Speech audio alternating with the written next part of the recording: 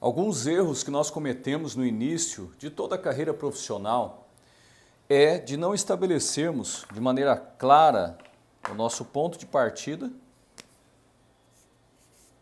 inicial e o nosso objetivo principal a ser atingido.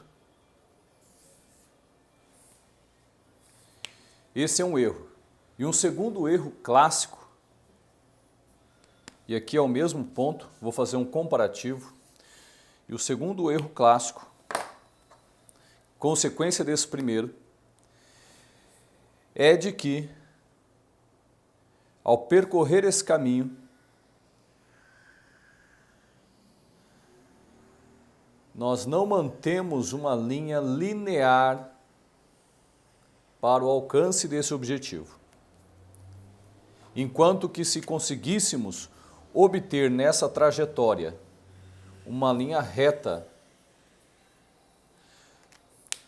com certeza aqui fica muito evidente que o tempo para chegarmos ao objetivo foi menor, foi linear, foi mais concreto e sólido, enquanto aqui perdemos muito tempo, perdemos rentabilidade do nosso negócio, perdemos foco ao chegar ao nosso objetivo. Portanto, aqui, algumas perguntas são essenciais. Qual é o seu propósito? Eu, como cristão, digo qual é o seu propósito em Deus, qual é o seu objetivo. Acredito que cada um de nós tem algo de especial para realizar, para concretizar, para alcançar objetivos e abençoar o próximo, outras pessoas. E o direito proporciona isso de uma maneira fantástica. Um segundo ponto, quando nós estabelecermos esse objetivo, quando você estabelece o objetivo, se encontra e entende o seu propósito, é você definir dentro do campo profissional qual é esse caminho, qual é esse trajeto. E tendo isso pré-estabelecido, você consegue alcançar resultados de maneira muito mais prática e eficiente.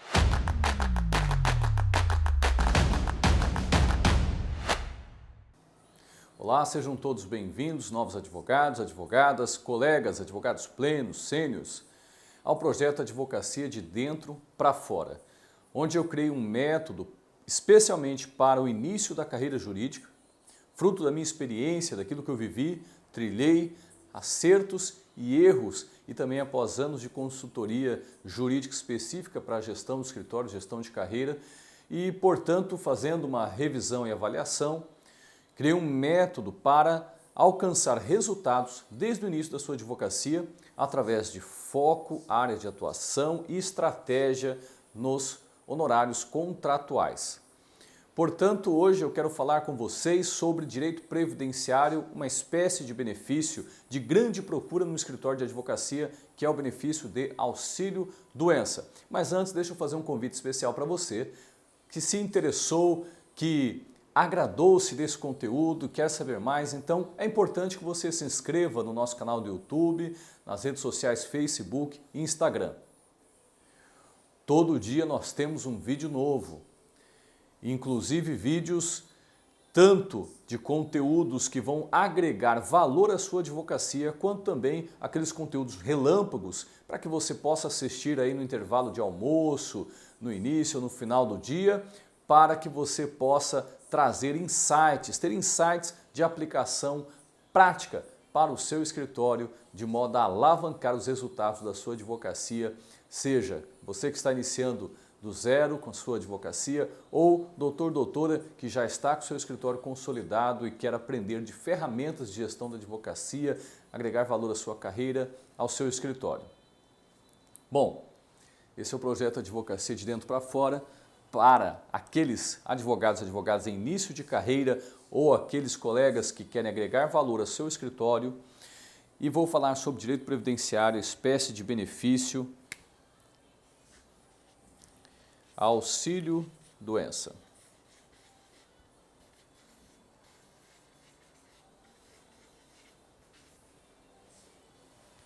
Essa é uma espécie de benefício muito procurada nos escritórios, aqui no escritório nosso. Por quê?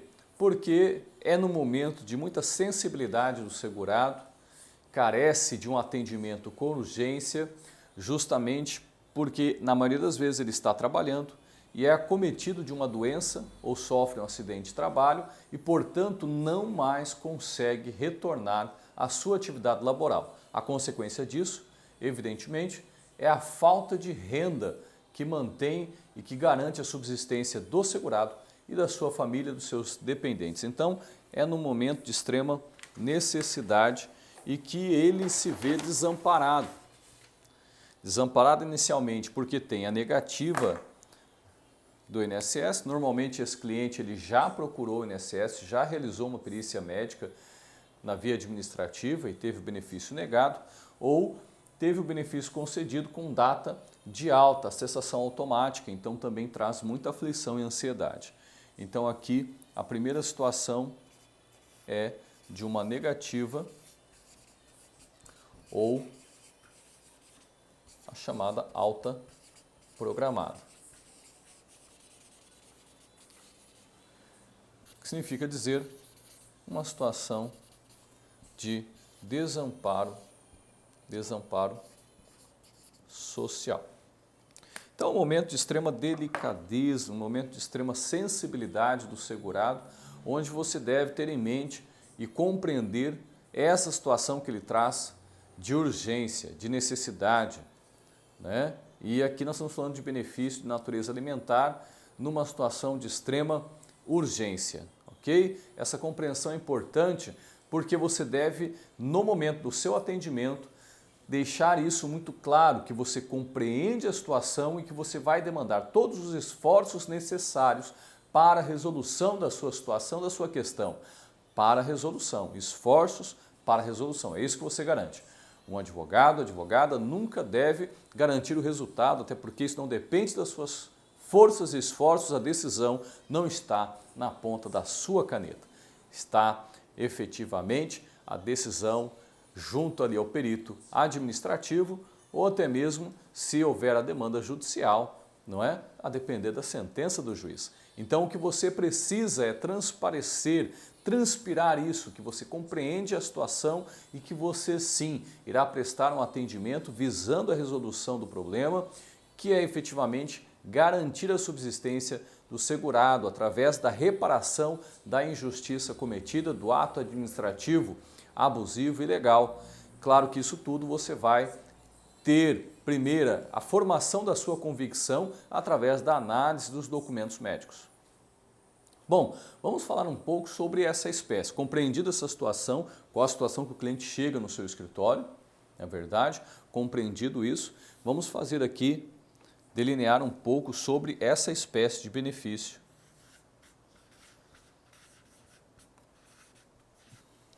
Nós vamos tratar hoje sobre o auxílio-doença, tá bem?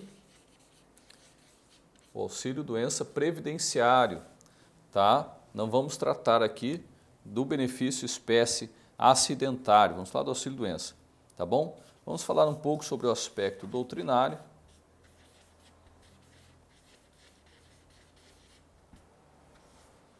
E vamos falar, evidentemente, sobre a legislação previdenciária. Se houver tempo, vamos entrar um pouco na jurisprudência.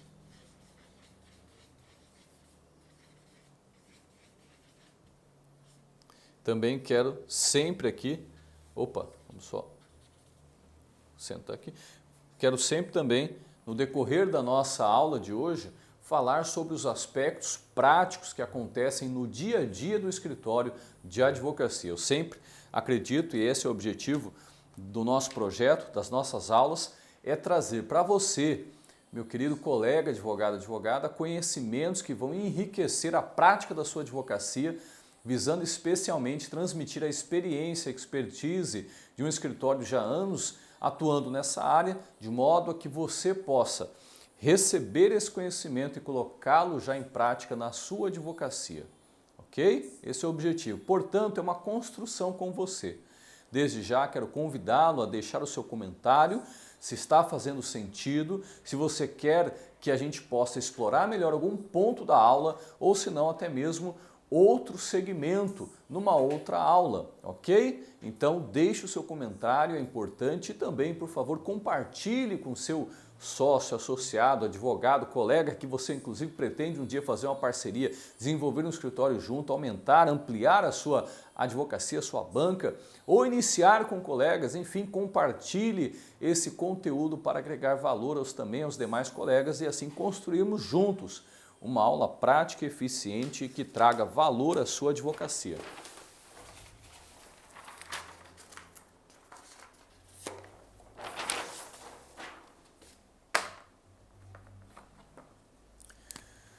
No que se refere ao aspecto doutrinário, eu gosto muito aqui do professor doutor, juiz, magistrado, que tem uma obra do Manual de Direito Previdenciário, Carlos Alberto Castro e João Batista Lazzarini. Os dois são juízes federais, doutor Carlos Alberto, juiz do trabalho, João Lazzarini é um juiz federal, portanto, que lida no dia a dia com a matéria previdenciária, com ênfase na matéria previdenciária. E ele traz aqui no seu livro, falando sobre o auxílio-doença, explicando que o auxílio-doença será devido ao segurado que, após cumprida, quando for o caso, a carência exigida por lei, ficar incapacitado para o seu trabalho ou para a sua atividade habitual por mais de 15 dias consecutivos. Não será devido auxílio-doença ao segurado que se filiar ao regime geral da Previdência Social, já portador da doença, ou da lesão invocada como causa do benefício, salvo quando a incapacidade sobrevier por motivo de progressão ou agravamento dessa doença e lesão. Então aqui tem já, desde o início, rico conhecimento prático para a sua advocacia. Bom, primeiro, vamos estabelecer aqui um conceito importante. Doença que incapacita para a atividade habitual.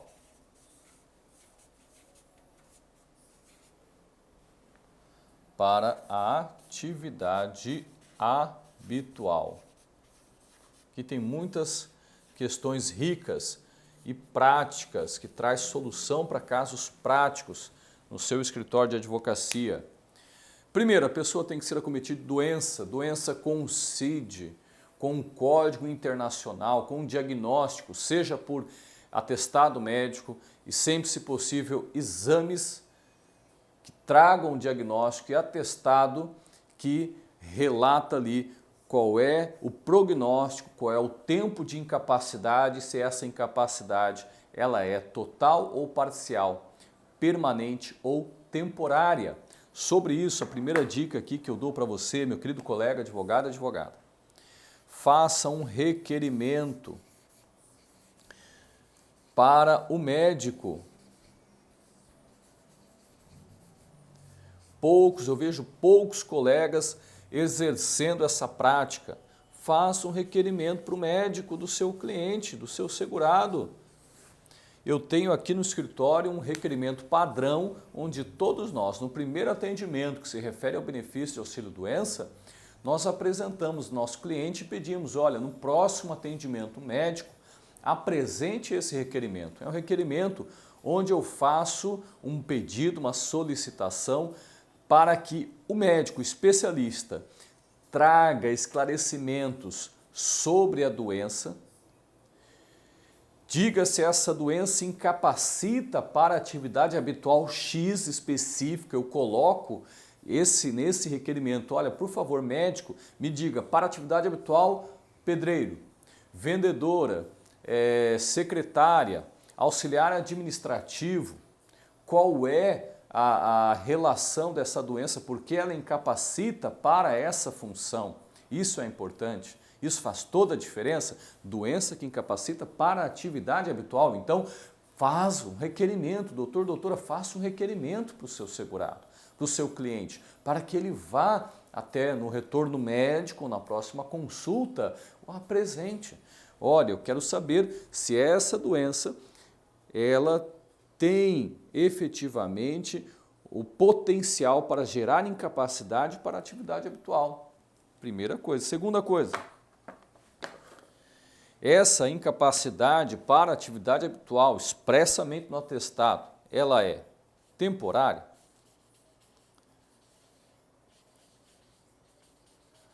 ou ela é permanente?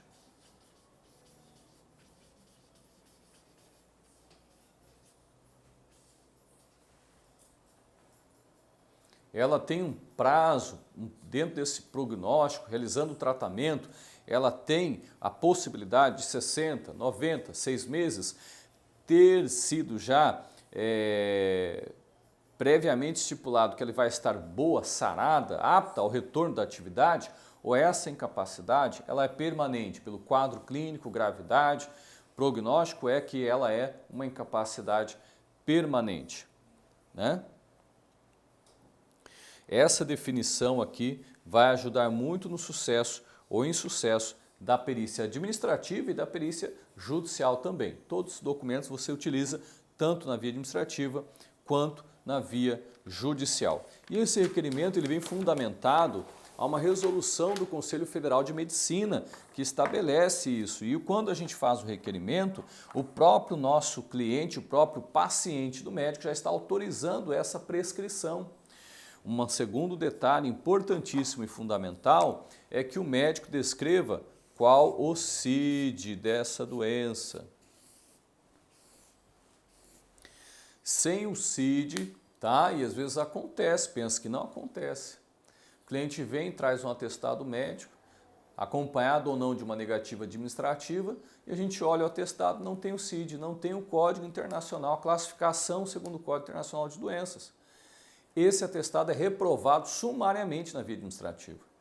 Porque a primeira coisa que o perito faz, e talvez em muitos casos seja a única coisa que ele faz, é pegar esse código da doença e colocar no sistema, e o sistema quase que automaticamente, numa mágica, vai dizer se é devido benefício, o benefício se encaixa como auxílio-doença, se encaixa como auxílio-doença acidentário pelo código NTEP, né, o nexo técnico epidemiológico. Em outra aula a gente fala sobre isso e sobre esse nexo técnico epidemiológico.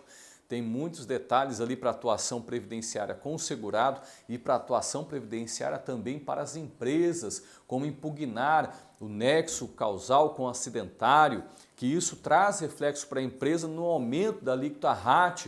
Olha só o que eu estou falando então, estou falando de assessoria empresarial, previdenciária, tributária, redução da alíquota RAT ou evitar essa majoração, enfim, coisa fantástica, e tudo isso nascendo a partir do direito previdenciário, né? Olha que bacana a amplitude, o leque que você tem. Você talvez só tenha pensado, colega advogado, na atuação previdenciária para o segurado, mas tem um nicho aí também para a classe empresarial, para o empregador. Coisa fantástica, né? Então segue comigo, se é do teu interesse, coloca lá no comentário: poxa, professor, quero uma aula sobre esse tema, advocacia previdenciária empresarial. Que bacana, vai ser o maior prazer, e aí vai estar linkado com o direito tributário, que hoje é nosso foco de atuação aqui no escritório, nossas áreas de especialização, direito tributário e direito previdenciário. Sou apaixonado, se entrelaçam, se relacionam e proporcionam com certeza uma vida digna, uma atuação fantástica, de sucesso. Agora, acima de tudo, é importante que você se encontre nesse segmento, nessa área. Não é verdade? Depois eu vou falar um pouco sobre isso. Vamos voltar aqui. O requerimento médico pede a identificação com o código da doença, se é uma doença que incapacita para a atividade habitual e qual é a atividade habitual, né? Qual é a atividade habitual, tá bom? Porque se o médico coloca lá, olha, para essa função, eu estou aqui atestando que o meu paciente está incapacitado, isso aqui é importante.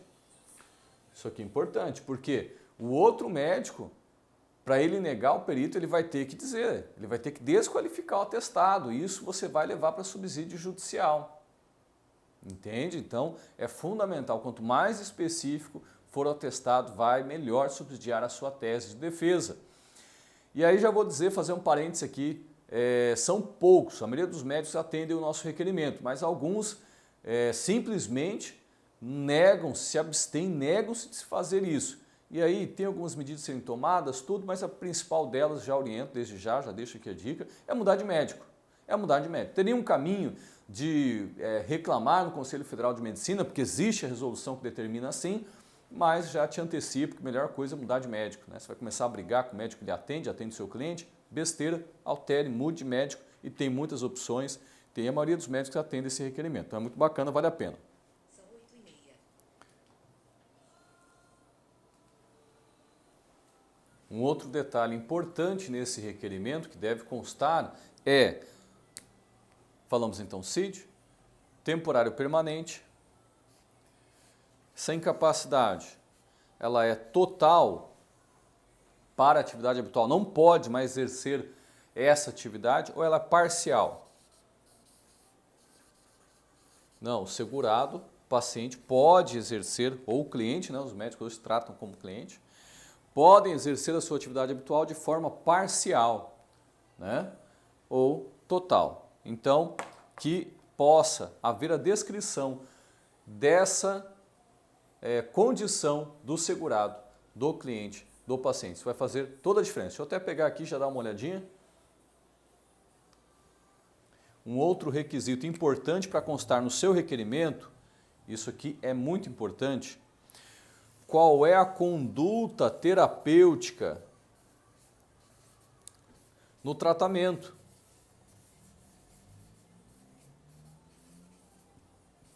O médico descrever a conduta terapêutica. Então, vai realizar um tratamento medicamentoso, vai ser também acompanhado de fisioterapia. Qual é a conduta terapêutica? Ou seja, isso aqui vai demonstrar futuramente em juízo que o teu segurado está buscando tratamento, está buscando ser curado. Que o teu segurado não é uma pessoa que está ali buscando apenas subterfúgios em ficar encostado na Previdência Social, ficar ali recebendo benefício de forma com prazo indeterminado, entendeu que ali literalmente está se encostando na Previdência Social, sendo oneroso para a sociedade. A conduta terapêutica vai fazer prova, né? E não só aí no atestado, se existe a condução para a fisioterapia, você deve, doutor, doutora, buscar, olha, colega, pega lá a ficha de atendimento da sua fisioterapia, as sessões que você está realizando, isso tudo traz credibilidade na hora do juiz olhar o processo, fazer a formação da sua convicção, e você precisa descrever isso na petição, evidentemente, tá bom? A conduta terapêutica. E outro detalhe bem bacana e importante, pede lá para o doutor qual é a consequência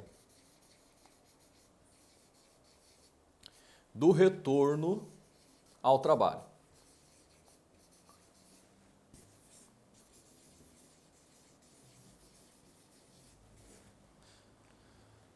Pede para que o médico descreva qual é a consequência do teu cliente ter que retornar ao trabalho antes da realização da conduta terapêutica, antes da finalização do tratamento, antes do período que o médico indicou para que ele mesmo fique afastado do trabalho. Qual é a consequência se ele tiver a necessidade de retornar ao trabalho? Porque é isso que acontece. Ele está incapacitado, ele tem um atestado, ele tem um exame médico, né? E o médico que o conhece, que o atende, prescreve lá 6 meses de afastamento, ele vai até a perícia administrativa do INSS, tem negado o seu pedido de benefício previdenciário ou tem concedido em 60 dias, ora, qual a consequência então? E aí ele ficou sem benefício, o que ele vai fazer? Ele vai tentar retornar ao trabalho, ele vai tentar retornar à sua atividade, né? Se é um autônomo, naturalmente, vai retornar a exercer a sua profissão. Se é um empregado, ele vai pedir para o empregador, preciso voltar, preciso trabalhar. Se o empregador negar que ele retorne ao trabalho por conta de um atestado conceder um prazo mais extenso do que o concedido, ou conceder um prazo e ele permaneceu lá 15 dias afastado, o empregador remunera ele os 15 primeiros dias e depois dos 15 dias o INSS nega, mas o empregador já recebeu o atestado de 3 meses, 60 dias, enfim, o empregador fala, não, mas eu estou com o atestado, eu não posso te aceitar aqui. E aí? O segurado fica num limbo, fica numa escuridão e sem receber. Então, o que ele vai precisar fazer? Ele vai acabar exercendo uma atividade. Qual é a consequência para a saúde dele? Qual é a consequência para a capacidade funcional dele? Isso aqui é importantíssimo. Por quê? Porque vai te dar uma base para um pedido de indenização contra o INSS, contra a autarquia federal. Doutor, doutoras, isso aqui é importante destacar. É necessário nós estarmos pleiteando a indenização com convicção e mantermos isso em sede de recurso, porque essa é uma situação pouco fundamentada, utilizada pelos colegas advogados e advogadas, e infelizmente ainda a jurisprudência não é muito favorável. É difícil o juiz conceder, condenar a Previdência Social, a indenização, a danos morais por conta de negativas abusivas e arbitrárias. Mas isso por quê? Porque não estamos insistindo, porque não estamos fundamentando nesse sentido. Toda a classe dos advogados previdenciaristas precisa encampar essa tese, essa ideia, esse fundamento, esse pedido de danos morais contra as decisões administrativas abusivas e arbitrárias, ok? Então aqui, o que deve conter no seu requerimento para o médico que atende o seu cliente, o segurado, tá? Isso tudo nós estamos falando já no primeiro atendimento. Requerimento para o médico que atende o seu cliente. Bom, vamos à legislação e vamos explorar mais, juntamente com conteúdo doutrinário, aspectos práticos, ok? Colegas, advogados, advogadas, aqui é a advocacia na prática para você iniciar a sua carreira, impulsionar a sua carreira, de modo a trazer honorários dignos para a sua advocacia, de modo a trazer resultados efetivos, aumentar a chance de sucesso na sua advocacia. A legislação de regência aqui é a Lei 8.213 de 91. Vamos fixar nela para que essa aula seja produtiva nesse espaço de tempo que temos. Lei 8.213, especificamente, nós vamos mencionar hoje o artigo 59, ok? Vamos lá, o que diz o artigo 59 da Lei 8.213. Subseção 5º do auxílio-doença, artigo 59. O auxílio-doença será devido ao segurado que, havendo cumprido, quando for o caso, o período de carência exigido nesta lei, ficar incapacitado para o seu trabalho ou para a sua atividade habitual por mais de 15 dias consecutivos. Parágrafo 1º. Não será devido ao auxílio-doença ao segurado que se filiar ao regime geral de previdência social, já portador da doença ou da lesão invocada como causa para o benefício, exceto quando a incapacidade sobrevier por motivo de progressão ou agravamento da doença ou da lesão, ok? Então, aqui eu quero trazer um aspecto muito interessante que ocorre também muito no escritório, na advocacia, que é a solução para muitos problemas dos segurados. A questão da doença pré-existente.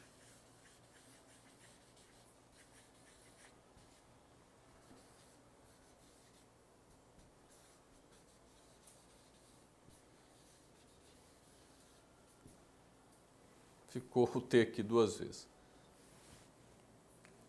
Doença pré-existente. Veja, é fato que a maioria dos nossos segurados, dos nossos clientes segurados do INSS, quando nos procuram, quando procura aqui o escritório de advocacia, tem uma doença que tem uma origem um pouco mais remota, um pouco mais antiga, principalmente problemas ortopédicos.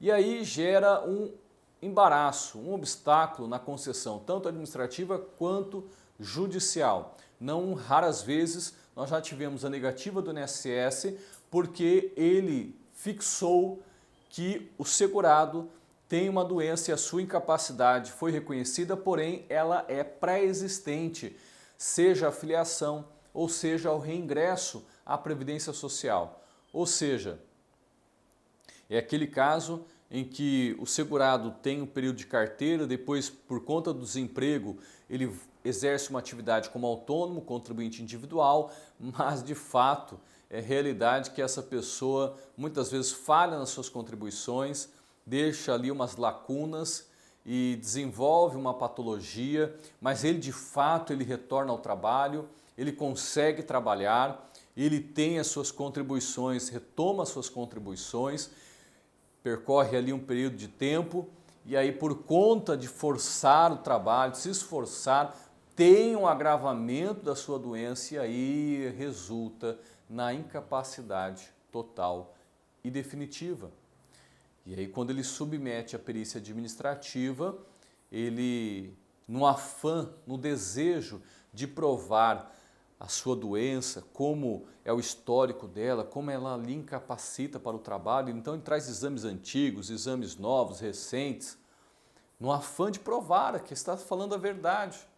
Mas aí o perito vem, olha e fala, não, mas então a incapacidade do senhor e da senhora, ela antecede a sua filiação, ela antecede ao seu reingresso da qualidade aqui da Previdência Social como segurado, e aí nega o benefício. Então, nesse sentido, é importante que você esteja atento para organizar, e aqui a grande oportunidade é no momento da primeira perícia,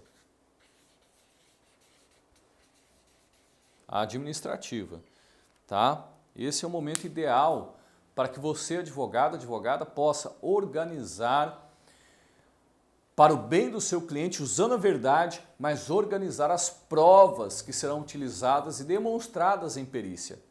Portanto, aqui, colega advogado, advogada, tá? Não interessa você trazer documentos antigos. Não interessa trazer atestados e exames antigos. Mas, Marcelo, eu quero provar uma linha de evolução da doença. A minha sugestão, a minha dica é que você não faça isso. Fixe no ponto. Qual é o ponto? Hoje o seu cliente está incapacitado. Está incapacitado por quê? Qual é o exame atual que prova isso? Qual é o atestado atual que prova isso? Porque, veja comigo, concorda comigo, se ele está doente há muito tempo, se a incapacidade dele já decorre de alguns meses, por que não procurou antes? É difícil justificar isso. É difícil. E aí você pode deixar uma brecha para justamente a autarquia previdenciária vir com a fundamentação de que doença pré-existente, incapacidade anterior ao regime, ao ingresso ao regime de geral de previdência social, INSS. E aí fatalmente o benefício é negado e você não vai ter muitos recursos e defesas. Então, se você tem a oportunidade na primeira perícia fazer um filtro, analisar e trazer as provas que de fato o cliente está hoje incapacitado, fixe nisso, bate nisso. Segue firme nisso, claro, se possível. Né?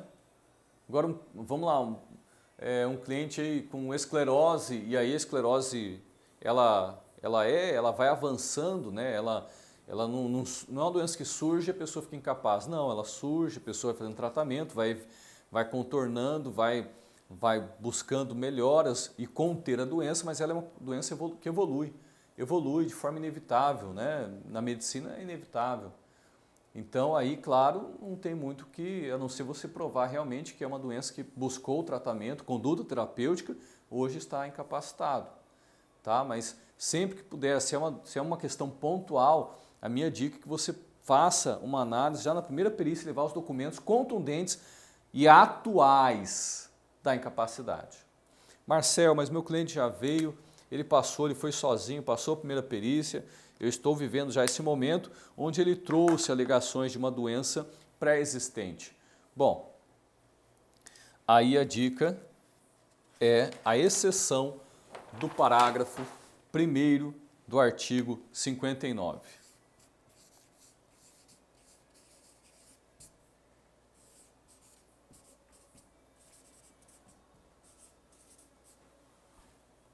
Ela fala o quê? Salvo agravamento.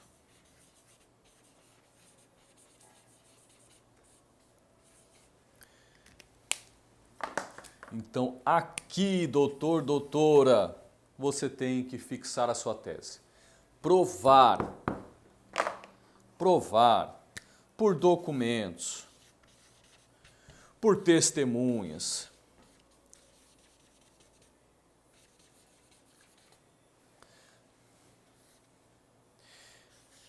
exames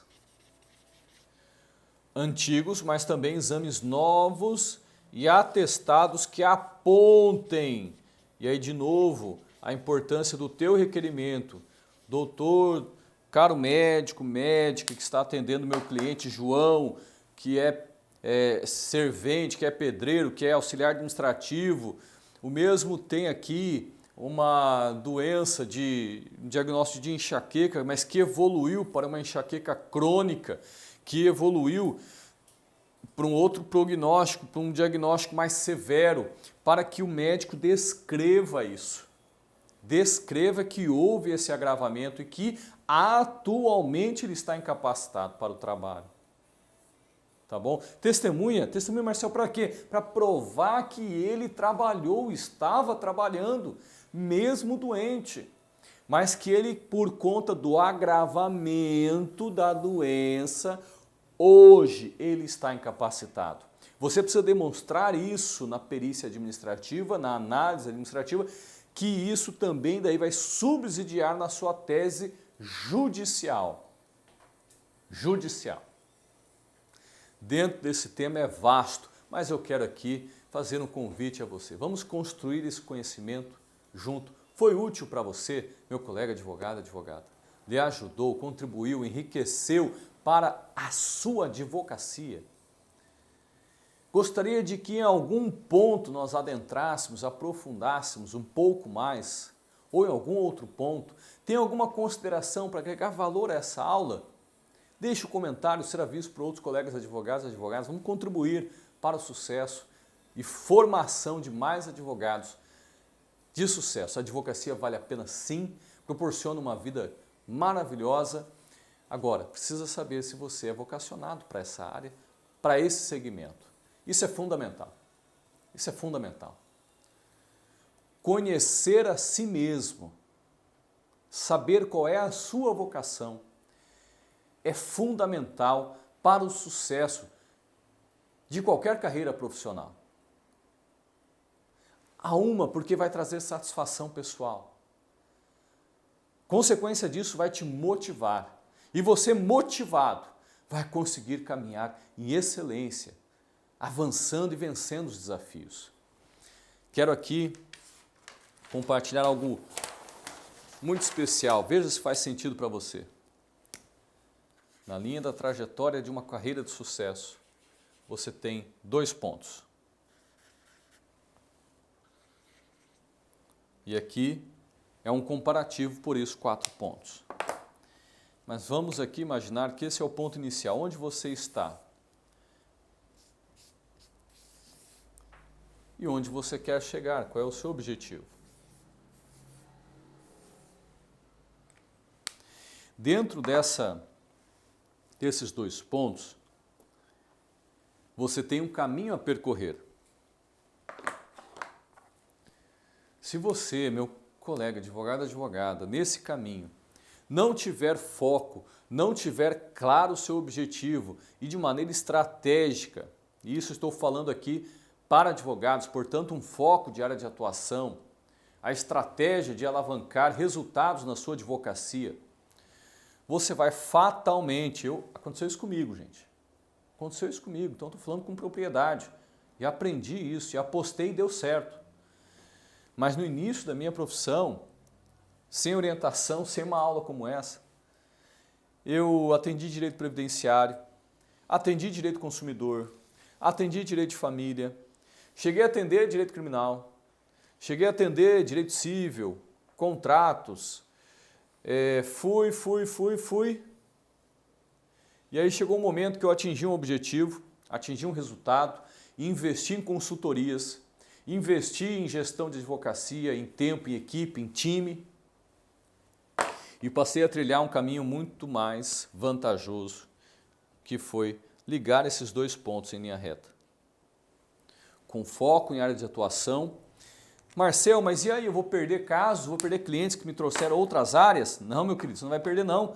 Você vai construir parcerias para atendimento desse cliente. Mas você tendo foco, se apresentando como expert, tendo o objetivo claro, tendo gestão e estratégia na sua contratação, você vai chegar muito mais rápido aos seus objetivos, vai ter muito mais sucesso, muito maior rentabilidade, o seu tempo vai ser remido. Olha aqui quanto dispende de tempo, porque é fato, eu estou aqui no segmento de direito previdenciário, falando com vocês, especializando, estudando todo dia, com um time focado nisso. E já falei um outro paralelo a isso, uma outra área é o direito tributário, mas com um time formado, específico. São 2 segmentos, nada mais que isso. E os meus clientes me procuram com outras demandas. O que eu faço? Parcerias. com quem está focado, trabalhista, com quem está focado em consumidor, quem está focado em imobiliário, quem está focado em outros segmentos, civil, família. Parcerias. Crescemos juntos com parcerias. Tem escritórios que conseguem ter um atendimento full service, são os grandes escritórios. Não é a realidade da maioria dos escritórios de advocacia. Né? Não tem essa estrutura, não tem essa demanda de mercado na sua região e você não tem condições de expandir nas grandes capitais ou simplesmente porque você é feliz assim, está no interior, está bem, gosta, está apaixonado, pronto, está feliz. Né? Não é todo mundo que sonha em ter escritórios de arranha-céus, escritórios boutique ou full service e tal. Se sonha, tem que também estabelecer esse objetivo, trilhar um caminho em linha reta para alcançar esse objetivo. E é grandes times, grandes equipes, é uma outra estrutura. Mas escritório de advocacia, pequeno e médio porte, realidade de quem inicia, realidade de quem caminha no interior e de construir uma maneira sólida, crescimento, rentabilidade, ter vida digna, honorários dignos, faturamentos dignos. Então essa é uma estratégia que vale a pena pensar e refletir. Então você foca na área de atuação, você cria estratégia. Quando você caminha de maneira irregular, quando você caminha em várias áreas, sem ser sua área foco de atuação, você perde tempo. E tempo é vida, é dinheiro, é diminuir a sua rentabilidade, é diminuir o seu faturamento.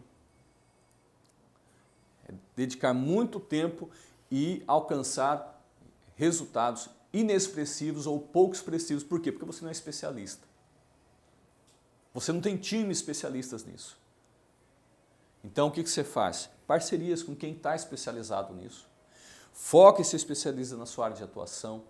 Crie estratégias, aplique estratégias para aumentar a tua rentabilidade. Faz sentido isso para você? Se faz sentido, deixe o seu comentário. Registra para mim aqui, vamos construir isso juntos. A advocacia de dentro para fora é isso. Ok? Tamo junto, galera. Vamos lá, próximo vídeo. Espero vocês. Um grande abraço.